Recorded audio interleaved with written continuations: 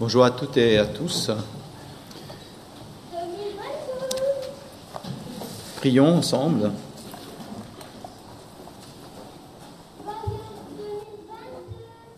Le psaume 121 dit « Je lève mes yeux vers les montagnes, d'où me viendra le secours ?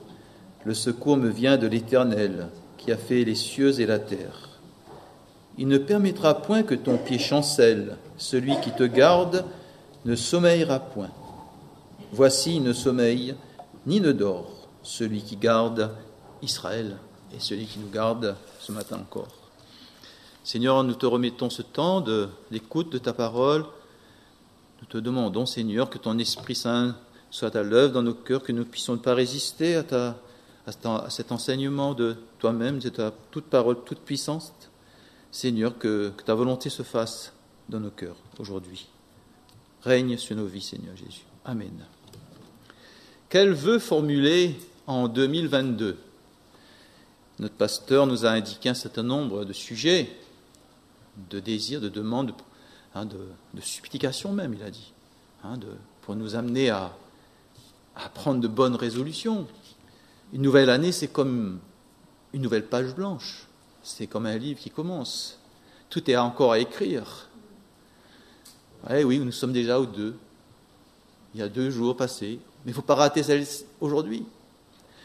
C'est donc le moment pour nous, pour prendre de bonnes résolutions et faire les bons choix. Et c'est aussi un bon moment pour peut-être nous confier encore plus davantage dans notre Seigneur Jésus-Christ, de prendre sa parole à cœur, de la garder, la recevoir, parce que nous n'avons qu'à faire ça, ouvrir nos cœurs et pour recevoir la parole de Dieu.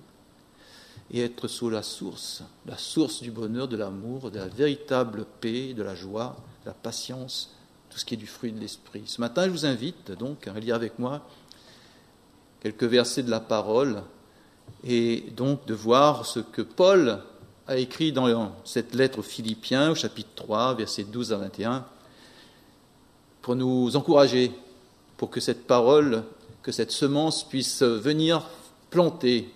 Et laissons nos cœurs, cette terre, recevoir cette parole de l'apôtre Paul ce matin. Donc je vous invite à lire avec moi le Philippiens 3, versets 12 à 21.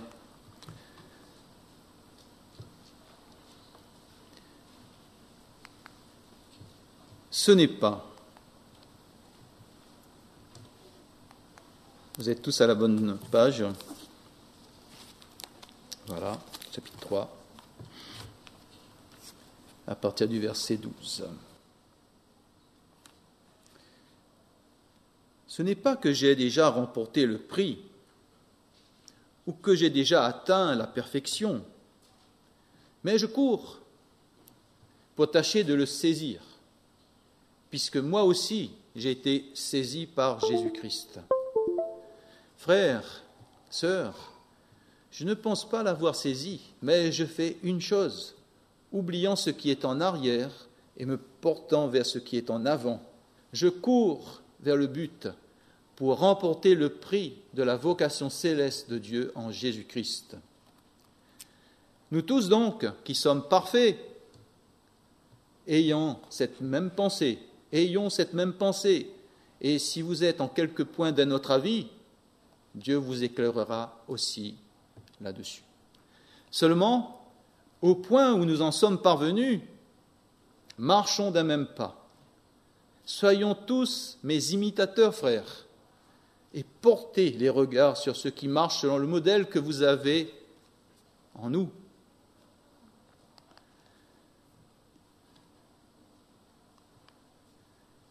Car il y a plusieurs qui marchent en ennemis de la croix de Christ. Je vous en ai souvent parlé, et j'en parle encore en pleurant. Leur fin sera la perdition. Ils ont pour Dieu leur ventre. Ils mettent leur gloire dans ce qui fait leur honte. Ils ne pensent qu'aux choses de la terre. Mais notre cité, à nous, est dans les cieux, d'où nous attendons aussi, comme Sauveur, le Seigneur Jésus-Christ, qui transformera le corps de notre humiliation en le rendant semblable au corps de sa gloire, par le pouvoir qu'il a de s'assujettir toutes choses. Amen. Quand l'apôtre Paul écrit ce passage, il est dans une situation très inconfortable. Il est prisonnier à Rome, il est seul. Et malgré cette situation, il reste dans la joie. Il encourage ses frères par son expérience, par sa façon d'être, par son attitude. Et dans ce passage-là, il se compare à un coureur. Un coureur, il a commencé une course et il dit « Je fais une seule chose. Je fais une seule chose, oubliant ce qui est en arrière et me portant vers ce qui est en avant. Je cours vers le but pour remporter le prix de la vocation céleste de Dieu en Jésus-Christ. » Il avait commencé cette course 35 ans auparavant. Quand il écrit 35 ans de vie passée, il avait commencé ça dans le chemin de Damas, un jour, dans les Actes 9, quand Paul, meurtrier, arrogant, a été trouvé par le Seigneur Jésus-Christ, par la grâce de Dieu. Dieu est venu, Jésus est venu dans la vie de l'apôtre Paul. Et il a commencé cette course-là, à ce moment-là. Ça fait 35 ans qu'il court. Il a été saisi, il dit qu'il a été saisi il y a 35 ans par Jésus-Christ. Cette rencontre avait bouleversé toute sa vie. Et dès ce moment-là, il a concentré tout vers un seul point, Jésus-Christ. Vers Jésus-Christ, vers le but suprême, Jésus-Christ. Il voulait ressembler à Jésus-Christ. Il voulait être comme son Sauveur, son Seigneur. Ressembler à Jésus-Christ. Il voulait remporter le prix de la vocation que Jésus-Christ avait pour lui. Il n'avait jamais failli dans cette course. Et ce n'est pas une course de vitesse. C'est une course de longue durée. Un marathon. Nous sommes appelés à un marathon, frères et sœurs, et non pas une course qui dure 30e seconde. On n'est pas là pour faire des sprints. On est là pour entrer dans un chemin de patience, de persévérance. Le mot persévérance a été cité ce matin. Il persévérait dans la prière, dans l'enseignement des apôtres, dans la communion fraternelle, dans le partage du pain. C'est notre vocation à nous aussi. Cette détermination de l'apôtre Paul devrait être la nôtre, à chacun qui est en Jésus-Christ. Certainement, les vœux que nous pourrions citer, prendre à notre compte ce matin, serait ce verset 13 à 14, là, ce principe qui est valable tous les jours de l'année 2022, comme ça a été toujours valable en l'année 2021 et avant. Ces principes que Paul dit, « Frère, je ne pense pas l'avoir saisi, mais je fais une chose, oubliant ce qui est en arrière et me portant vers ce qui est en avant. Je cours vers le but pour remporter le prix de la vocation céleste de Dieu. Courir vers le but pour remporter le prix de la vocation céleste que Dieu a pour chacun d'entre nous. » Et l'apôtre nous dévoile dans ce texte qu'on a vu, le passage, quels sont les éléments à mettre en œuvre pour réussir ce marathon. Et il dit trois choses. Et c'est ce matin que je vous invite avec moi, avec la force par l'Esprit, avec l'aide du Saint-Esprit et de la toute puissance de la parole de Dieu, qui transforme à salut, à vouloir ouvrir nos cœurs aux éléments que Paul nous donne dans ce texte. Que Seigneur fait de sorte que notre cœur soit apte ce matin à recevoir cette bonne semence, que nous puissions fermer tout ce qui peut nous gêner, qui peut nous travailler encore de notre tête. Nous voulons, Seigneur, recevoir ta parole. Oublions ce qui est en arrière. Nous sommes invités à oublier ce qui est en arrière. Et il y a de quoi dire, il y aurait de quoi parler de ce qui est en arrière. depuis notre naissance jusqu'à aujourd'hui. Il y a des choses qui se sont passées.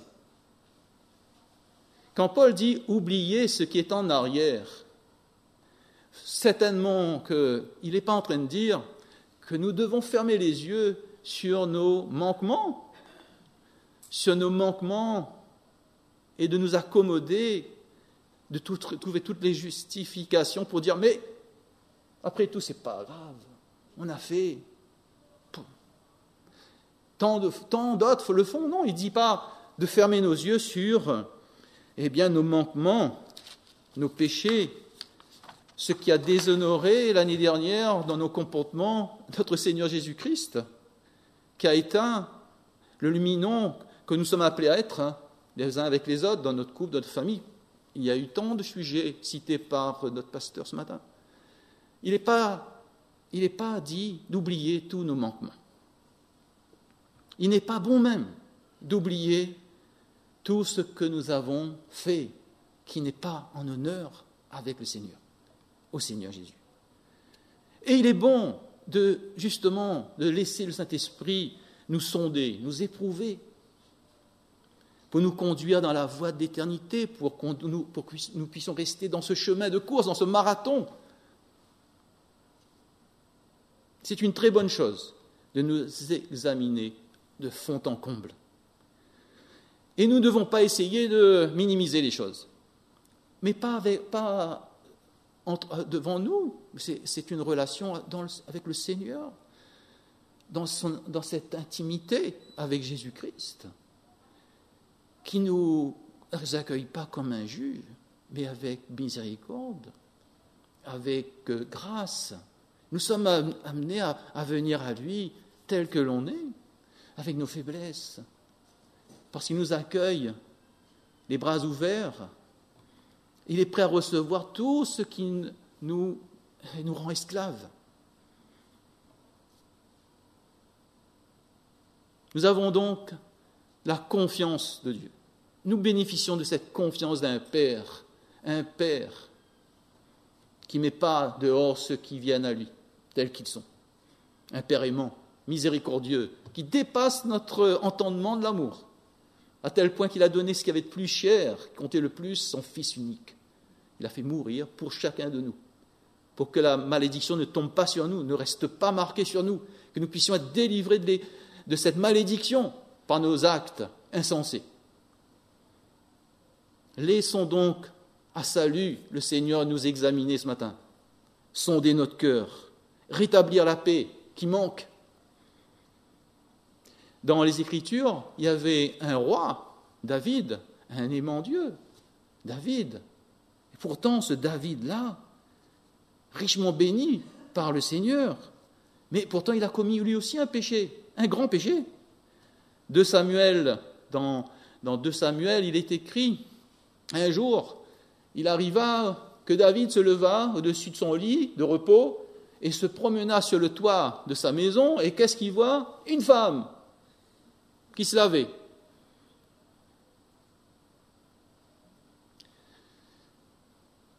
Il voit, il n'entend pas, il voit combien nos yeux, nous sommes aptes à regarder ce qui est de l'apparence, et l'apparence nous met en tentation.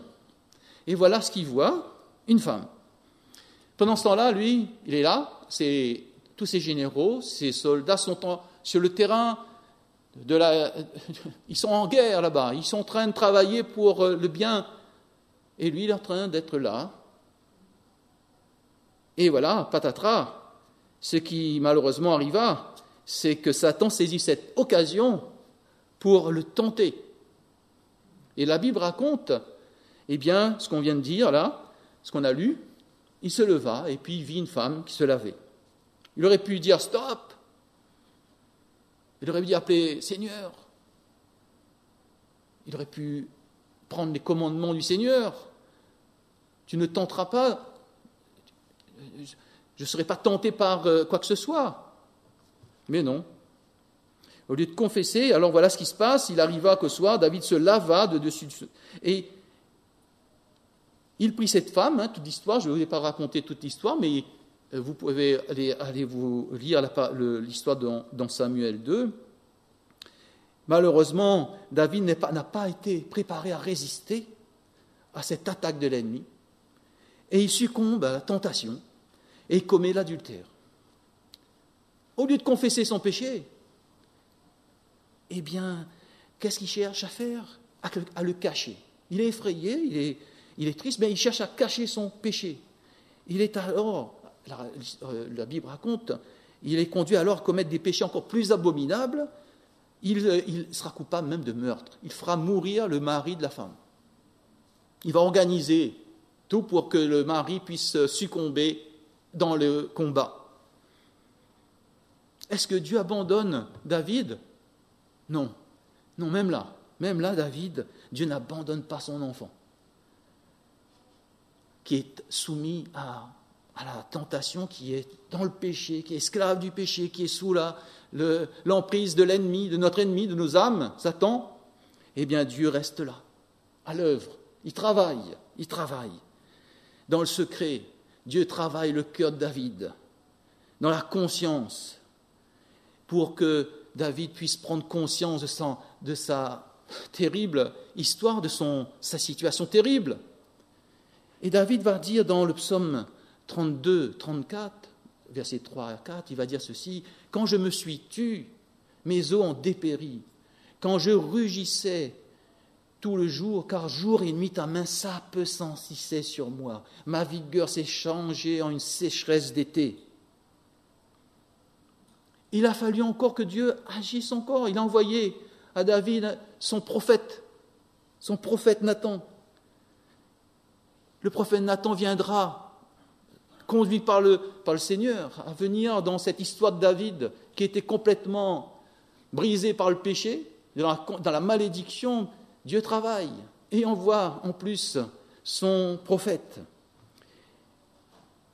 Et là, miraculeusement, dans la grâce de Dieu, dans la miséricorde de Dieu, qui ne cesse pas d'aimer le pécheur, David, arrive à la compréhension de son acte ignoble. Et c'est pas seulement il va pas dire « Ah, j'ai péché ».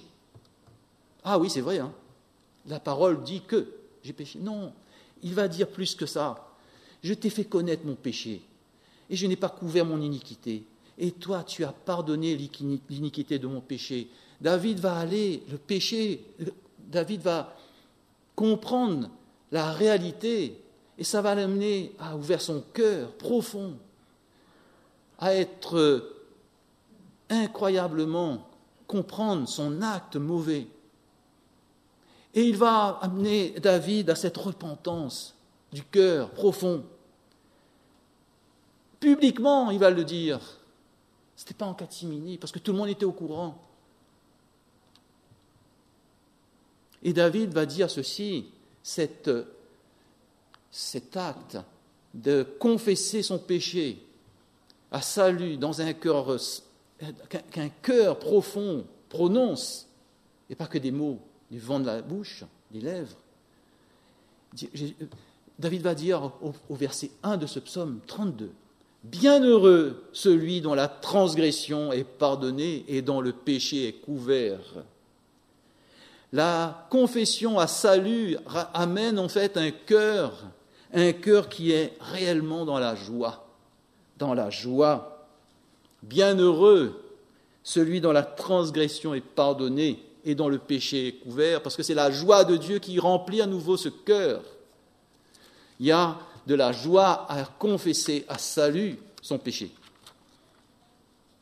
Est-ce que tous, nous avons connu cette joie, nous connaissons cette joie de David qui est exprimée ici, bienheureux dont la transgression est pardonnée? Si on réfléchit en arrière, dans le rétro de notre vie arrière, est-ce que tout ce que nous avons vécu, expérimenté, de méchant, de non conforme à la parole de Dieu, est-ce que nous avons, comme David, ce cœur touché à salut? Et combien nous pouvons dire que nous sommes heureux d'avoir été pardonnés pour tous ces actes-là? Parce que le Seigneur est toujours là. Il est toujours là, il est fidèle dans notre vie. Il est toujours là.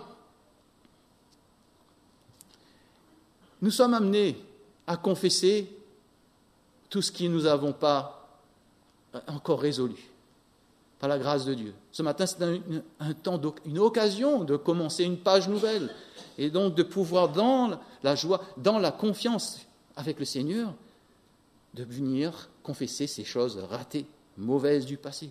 Comment faire ? L'apôtre Jean nous a dit, si nous disons que nous n'avons pas de péché, nous nous séduisons nous-mêmes, et la vérité n'est point en nous. Mais si nous confessons nos péchés, il est fidèle et juste pour nous les pardonner, pour nous purifier de tous nos péchés, de toutes nos iniquités.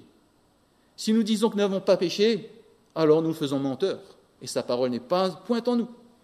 Alors aujourd'hui, chères sœurs, chers frères, chers amis, c'est une occasion aujourd'hui d'être délivrés du ressentiment, de la culpabilité, ce que l'on peut traîner encore, et de l'amener au Seigneur, à la croix du Seigneur, et compter par la foi que le Seigneur prend sur lui. Tout ce que nous avons encore, et si c'est encore là, et on résiste, demandons au Seigneur de nous aider, de nous délivrer de cette résistance que nous avons à ne pas lâcher tout ce que nous avons encore de mauvais, consciemment, ce qui est en conscience. Il ne s'agit pas d'aller chercher des choses qui ne sont pas en conscience, mais posons tout ce que nous avons en conscience devant le Seigneur, devant la croix du Seigneur. Parce qu'une chose confessée au Seigneur Jésus-Christ, est oubliée. C'est ce que dit Paul. Oubliant tout ce que nous avons fait de mal et confessé au Seigneur. Nous n'avons pas à les ramener avec nous. Dans Michée, il est dit, le Seigneur jette à la mer, dans les plus profonds d'heures, nos péchés. Nous n'avons plus à les amener en 2022. Pardon Seigneur, mais c'est encore une vieille tentative pour nous de pouvoir continuer avec notre valise et de les ramener toujours avec nous. Des choses que nous avons, que nous puissions confesser ces choses à salut comme l'a fait David. Et que nous ayons la joie du cœur. Mais quand l'apôtre Paul dit il faut oublier ce qui est en arrière, ce n'est pas seulement les choses que nous avons déjà confessées au Seigneur, à salut, mais il s'agit aussi de laisser tomber, toutes les batailles gagnées avec le Seigneur. Laissons derrière tout ce que nous avons eu comme bataille, lutte en 2021. Et nous en avons eu, frères et sœurs. On peut pas, si on est honnête, combien de batailles nous avons eues et combien le Seigneur nous a donné la victoire. Parce que la victoire est dans le Seigneur Jésus-Christ depuis 2000 ans. Le Seigneur à la croix, il a vaincu tout. Il est ressuscité, il est victorieux. Il est mort, mais il a vaincu la mort. Il est ressuscité, il vit à la droite de Dieu. Il intercède depuis lors pour chacun d'entre nous. La victoire est gagnée. Et c'est sûr qu'on a été gagné avec lui toutes les batailles de l'année précédente. Et on peut, justement, comme a dit Hicham, rendre grâce. Qu'est-ce que le Seigneur a été avec nous? L'an de grâce, c'était un an de grâce l'année dernière, et ça continue. Le Seigneur est avec nous. Il bataille pour nous. Mais il ne s'agit pas de nous appuyer sur les batailles passées. Les choses derrière sont derrière. Nous devons nous focaliser sur les batailles qui arrivent. Les batailles de 2022. Les batailles spirituelles qui sont devant nous. Le pauvre, heureusement, nous avons toujours la grâce de Dieu, comme on voit ce qui s'est passé dans la vie de David. Il n'était pas préparé, suffisamment préparé au moment de la tentation. Nous avons, il est vrai, toujours Dieu avec nous. Mais combien David a eu des conséquences, à vivre les conséquences de son acte. Dieu était là, mais il est bon, frères et sœurs. Bien sûr qu'on peut compter toujours, mais il est bon de nous préparer au mieux pour les batailles à venir, la bataille qui arrive, les batailles spirituelles, avoir les armes pour plutôt se regarder les batailles qui arrivent. Le Seigneur Jésus a dit en son temps à des hommes qui pensaient être justes avec leur bataille gagnée, c'était la parabole du pharisien et du publicain. Voilà un mauvais exemple et un bon exemple. Il est écrit, 2 hommes montèrent au temple pour prier, l'un était pharisien et l'autre publicain. Et puis le pharisien debout priait ainsi en lui-même, « Ô Dieu, je te rends grâce de ce que je suis comme le reste des hommes, qui sont ravisseurs, injustes, adultères, ou même comme ce publicain. » Voilà quelqu'un qui avait des batailles gagnées dans sa vie spirituelle, et il se basait sur ce qu'il avait gagné, mais il n'était pas comme ce publicain. Il dit, « Je jeûne 2 fois de la semaine, je donne la dîme de tous mes revenus. » Le publicain, lui, se tenait à distance, n'osait même pas lever les yeux au ciel, mais il se frappait la poitrine en disant, « Ô Dieu, sois apaisé envers moi, qui suis un pécheur. » Que nous puissions, pour chaque journée de l'année 2022, que Dieu puisse nous garder dans cette attitude du publicain qui a tout ce qu'il faut pour se préparer à résister aux batailles à venir. Que, ô Dieu, sois apaisé envers moi qui suis un pécheur, c'est-à-dire de rester accroché au sacrifice de Jésus-Christ, d'être dans l'humilité, de voir tels que nous sommes, des pécheurs, et non pas des gens qui sont justifiés par les batailles du passé, par les gains, par ce qu'on a pu faire avec le Seigneur. C'est même pas de notre propre force, mais c'est le Seigneur qui a gagné ces batailles du passé. Que nous puissions rester dans l'humilité et que que cette prière soit la nôtre, pour chaque jour de cette année. Deuxièmement, dans cette course de marathon de l'apôtre Paul, qui nous demande de ne pas regarder en arrière, basant sur nos péchés que nous ramenons, sur les batailles, mais de regarder en avant. Et je vais me répéter encore, la route devant nous, elle n'est pas forcément droite. Il va y avoir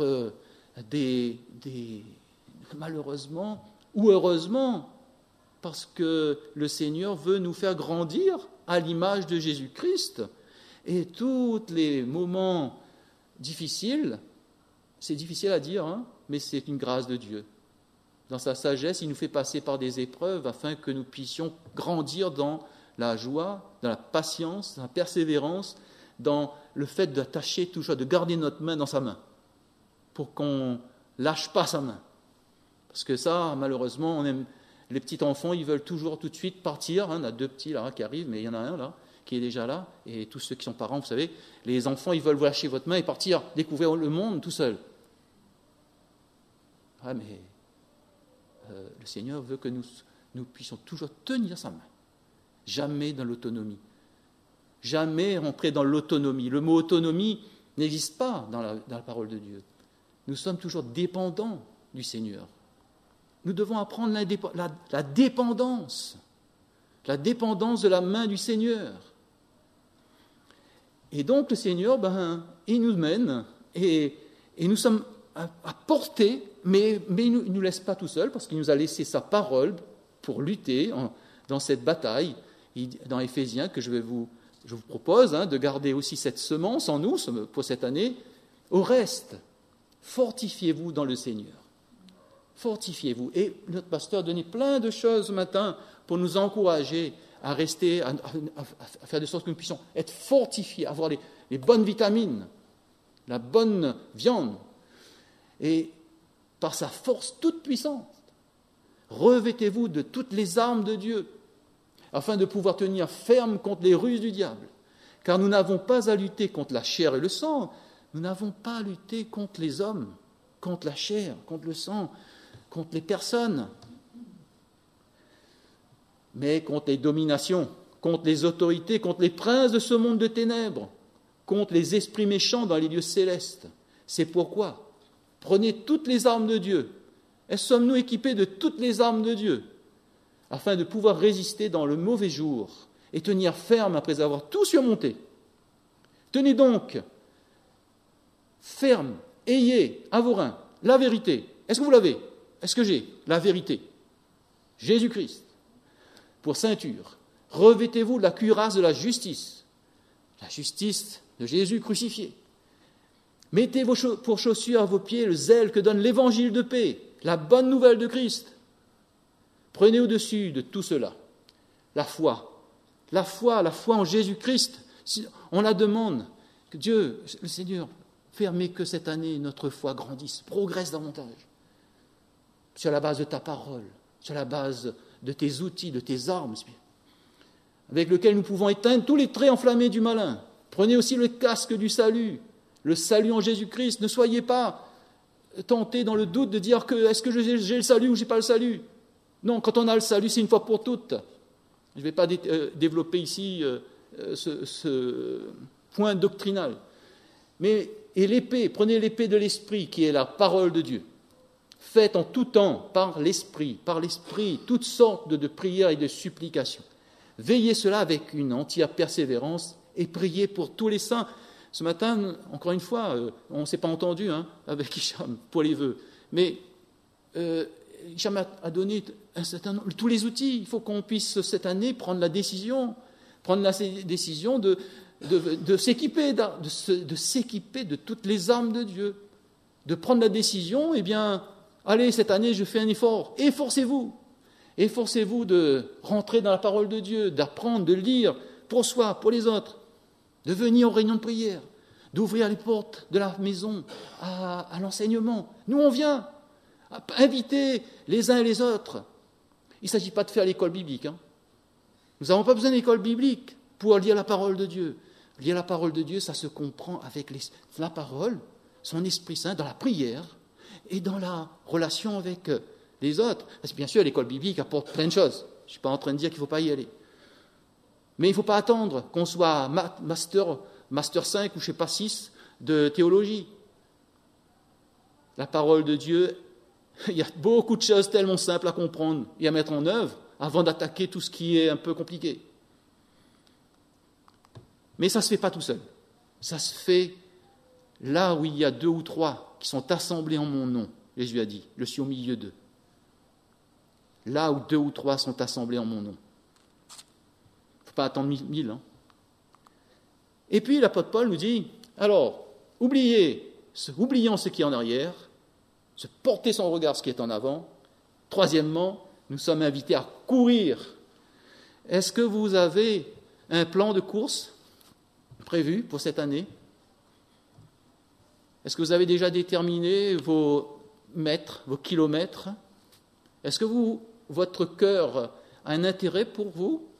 Pour moi aussi, je parle pour vous et pour moi. Est-ce que vous avez un intérêt pour votre cœur?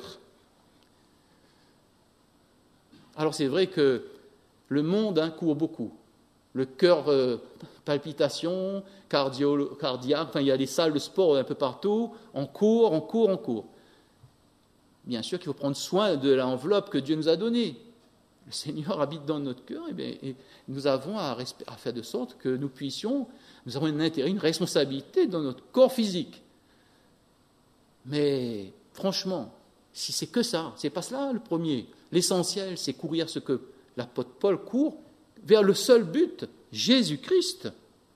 L'apôtre Paul tournait le dos à l'arrière, il portait son regard sur l'avant, et la seule chose qui comptait, c'était de durer.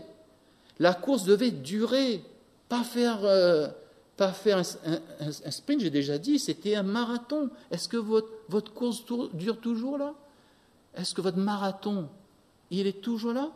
Est-ce que vous faites cet effort tous les jours pour continuer ce marathon? Quand on se lève, on prie, on prend la parole de Dieu, on va prier avec les autres, on garde la communion fraternelle. Acte 2, 41. 41. Ils persévéraient dans l'enseignement des apôtres. Est-ce que vous êtes toujours prompt? Est-ce que c'est l'essentiel? Est-ce que c'est vraiment ce qui compte pour vous, pour moi? De faire attention que dans notre cœur, il n'y ait que Christ, comme l'apôtre Paul l'avait. Est-ce que c'est le seul objet de notre cœur? Ou il y a plein de choses qui prennent la place dans notre cœur, et il y a une petite partie comme ça, de temps en temps, le dimanche. Ah oui, c'est le culte. Et puis, pas tous les dimanches, parce qu'il y a des choses qui passent. Je vous dis ça pour moi, parce que ce n'est pas facile pour moi de venir le mardi à 7h30 ici. Il fait noir, il pleut, il fait froid. Il faut prendre la voiture, venir là. Ensuite, je me dis, mais toutes les semaines, je ne viens pas. Mais quand je viens, je critique. Je dis, mais il manque quelqu'un, il manque ceci, mais qui est là? Mais quand je ne viens pas, je ne dis pas la même chose. Je suis tout à fait tous les arguments possibles pour dire, Thierry, c'est normal, tu as tellement travaillé aujourd'hui, ou bien il fait noir, il fait quoi? On trouve toujours un argument, une justification pour dire qu'après tout, ma course, c'est demain. On aura le temps. Et puis on aura le temps à la retraite, et puis à la retraite, je ne sais pas. Arrive le moment, mais le Seigneur peut arriver à n'importe quel moment.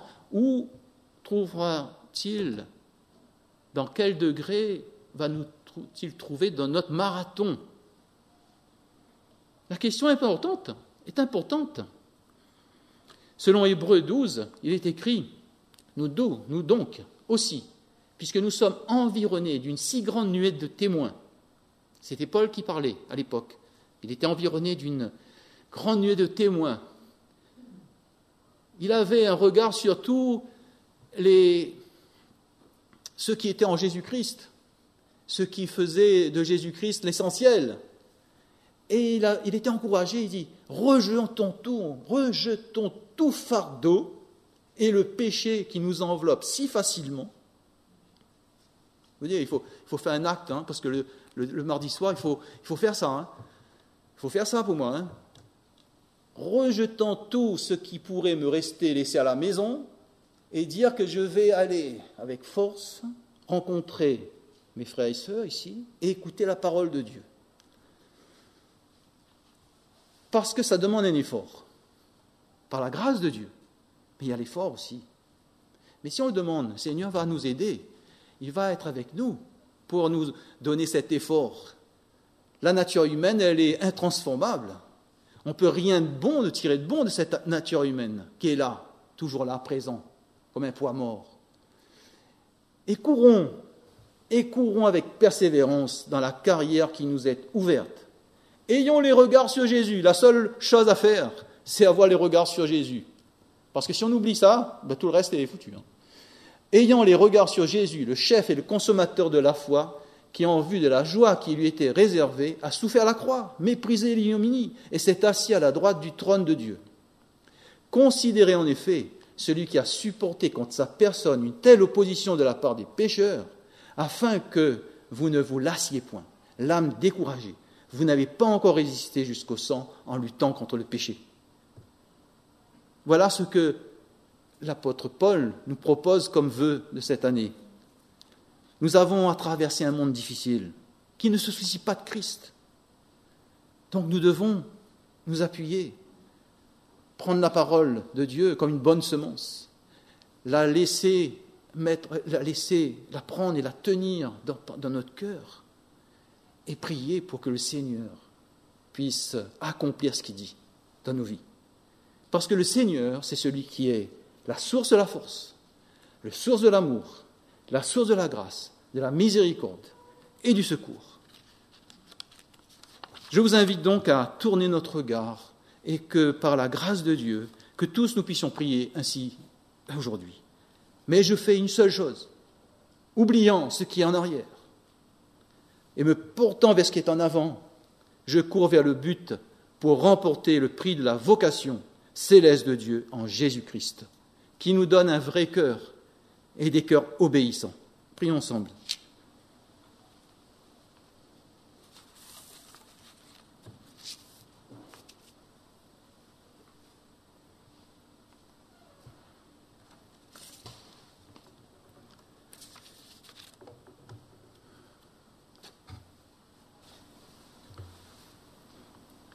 Seigneur, devant toi, nous sommes là, chacun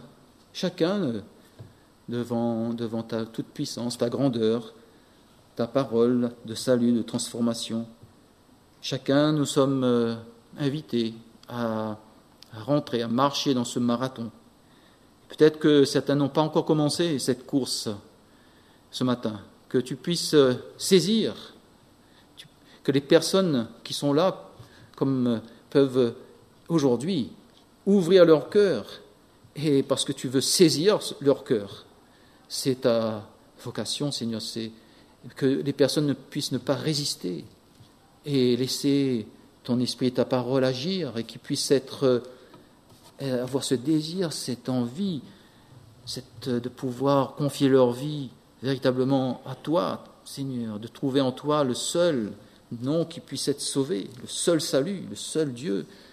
Seigneur, permets qu'aujourd'hui il y ait des conversions ce matin, qu'au moment de cette nouvelle année, eh bien, que des personnes puissent prendre la décision. Ouvre leur cœur, Seigneur, ouvre leurs oreilles à ce salut, que leur terre puisse recevoir et être amenée à prendre la décision encore une fois. Et puis ceux qui sont déjà dans la marche, dans cette marche qui passe par des moments difficiles. Tu n'as pas jamais dit que la marche allait être facile. Mais Seigneur, nous savons que tu es toujours là. Tu as dit que tu es là jusqu'à la fin du monde. Tu nous soutiens. Que ce soit l'occasion pour être renouvelés dans notre marche, dans notre marathon.